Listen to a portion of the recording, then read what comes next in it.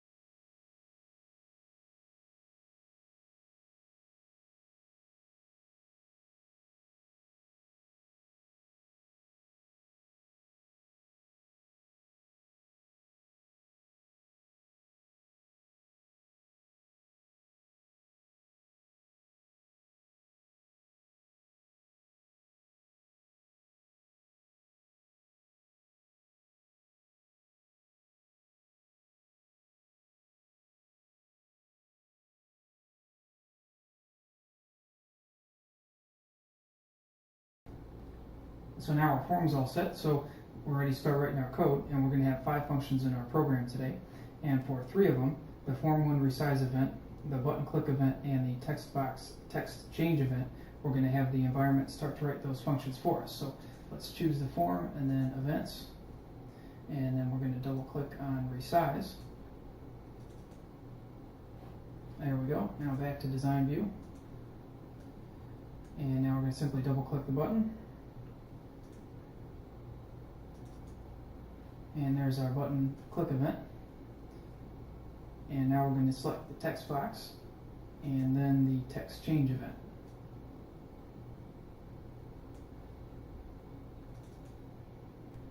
Now we're ready to start writing our code. So let's go ahead and fast forward for a moment while we set up our 5 functions and neaten things up a little bit.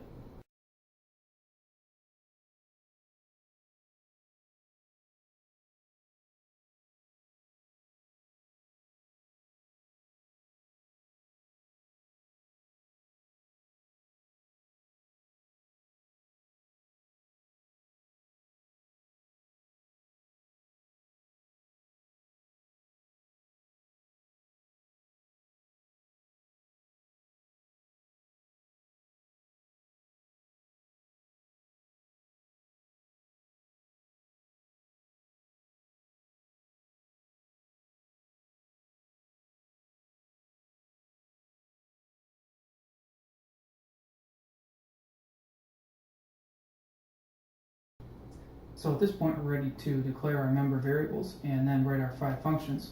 The member variable section and the first 4 functions are going to be pretty consistent with the prior program, so I'm going to go ahead and fast forward at this point, and then we'll slow back down when we get to process image and update GUI.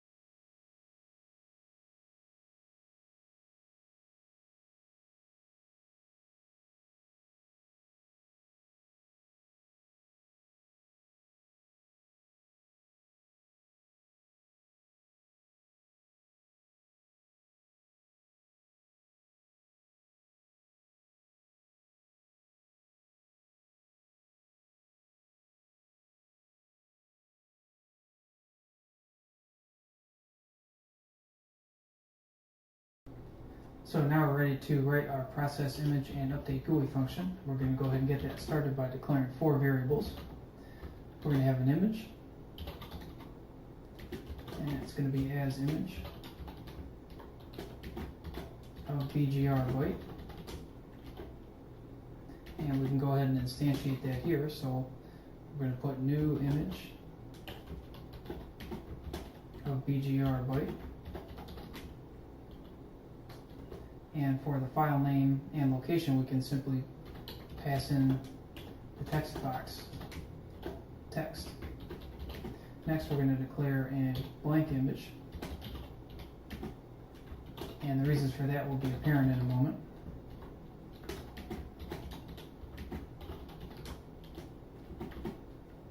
And we can simply assign that to null. Of course, that's the nothing keyword in Visual Basic. And now we're finally to our histogram of oriented gradients descriptor object. So we're going to abbreviate that histogram of oriented gradients descriptor as histogram of oriented gradients descriptor is going to be assigned new hog descriptor with no arguments passed in. And now we're going to declare an array of rectangles which are going to be surrounding the pedestrians that are found. So we'll call that rect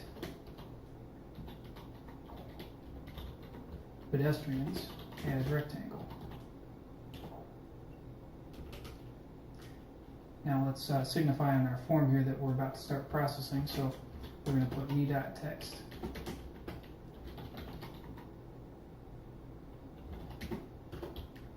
Processing, please wait.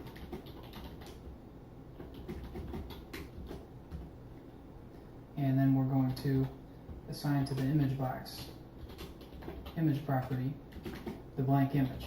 And the reason for that is that as the processing is being done, we'd like to clear out the old image and show the blank image, and then also update the title bar text to indicate to the user that the program is processing the next image rather than letting the user think that the program is locked up at that point. And let's go ahead and call do events then to make sure our form updates before we get into our histogram of oriented gradients functions. So now we're ready to make our histogram of oriented gradients function calls, and this is only going to be 2 lines. We're going to do histogram of oriented gradients descriptor dot set SVM detector. That's short for support vector machine detector. HOGD descriptor dot get default people detector is what we're going to call it. We don't need to pass in any arguments. And then we're going to assign to our array of rectangles around the pedestrians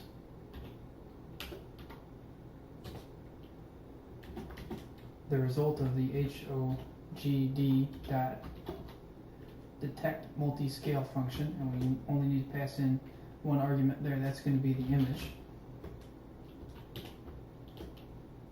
And that's it. Those 2 lines are all we need to perform the histogram of oriented gradients detection.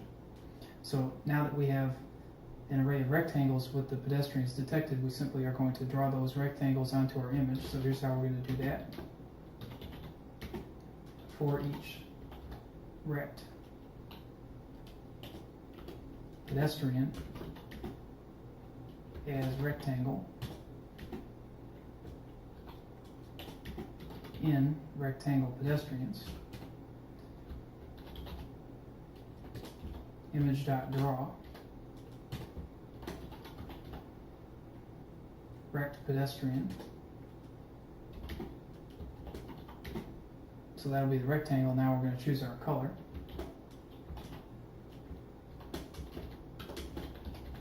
Let's go with red.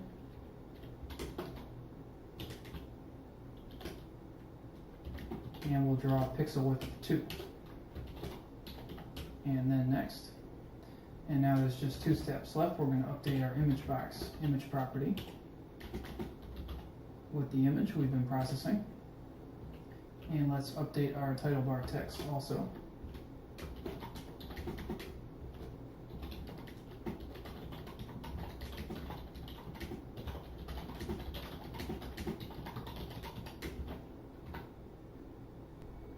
And that completes our program, so let's go ahead and do a compile and keep our fingers crossed here. And hey, how about that? 1 succeeded, so we're all set. Let's go ahead and run it. And here's our program. Let's go ahead and maximize. And now we can choose some example images. We downloaded 10 just example images from the internet here. There's no real rhyme or reason to these. These are just sort of 10 random images. So let's go ahead and give everything a test run. So in this first image here, we have a number of detects in the background. We have 1 false detect kind of more or less in the center adjacent to the crossing sign. But the main person in the foreground here is very well detected. So overall that's a pretty good result. This next image here, there's 2 pedestrians in the foreground kind of separately from the background with multiple pedestrians and then some people sitting on the left. This algorithm isn't really intended to detect people who are sitting, so overall the two standing pedestrians that are relatively close to the camera are very well detected with no false positives, so we could say this is a good result. This next image here is the example that's included with the examples in the OpenCV distribution, so of course for their example image the pedestrian is going to be detected well. And this next scene here we have two pedestrians, two very good detections, no false detections on a busy street corner with a number of objects on the background and on each side, so that's an excellent result. And this next scene here is relatively plain, one pedestrian right in the middle. Very good solid detection, even though the pedestrian's red bag kind of obstructs the view of them a little bit. We still have a good detection and no false positives.